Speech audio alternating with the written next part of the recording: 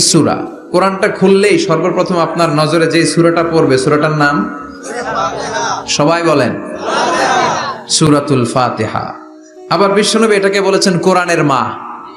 কি বলেছেন? চমৎকার একটা ইনফরমেশন না? মনে রাখতে হবে। তাহলে কোরআনের মায়ের নাম কি? মনে থাকবে? বলেন তো, সকল পৃথিবীর সব শহরের জনপদের মায়ের নাম কি? মাক্কাতুল মুকাররমা। তেমনি কোরআন আল কারীমের মায়ের নাম হচ্ছে সূরাতুল আল ফাতিহা।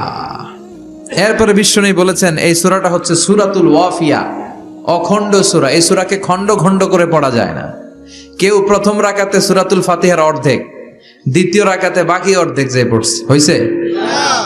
কিন্তু কেউ প্রথম রাকাতে সূরা আর রহমানের 10 আয়াত, পরের রাকাতে বাকি 10 আয়াত। কোনো সমস্যা আছে? সমস্যা নাই। তার মানে এই সূরার নাম সূরাতুল ওয়াফিয়া, অখণ্ড সূরা। মানে এই সূরাকে খণ্ড খণ্ড করে পড়া যায় না, পড়লে পুরোটাই পড়তে হয়। সুবহানাল্লাহ পড়েন। আবার এই সূরার আরেকটা নাম হচ্ছে সূরাতুদ দুআ, দোয়ার সূরা। কিসের সূরা? কেমন করে আল্লাহর কাছে প্রার্থনা করতে হয়, দোয়া করতে হয়, ফরিয়াদ করতে হয়, সে কথা এই সূরার ভেতরে আছে না নাই? কারণ এই সূরাতে আমরা প্রতিদিন একটা দোয়া করি, ইহদিনাস সিরাতাল মুস্তাকিম। মানে কি? আল্লাহ আমাকে সরল সঠিক পথ দেখায়। আমরা যদি পথ ভুলে যাই, আমাদের পথ দেখায় কে? আল্লাহ। এজন্য এই সূরাটার নাম সূরাতুদ দুআ।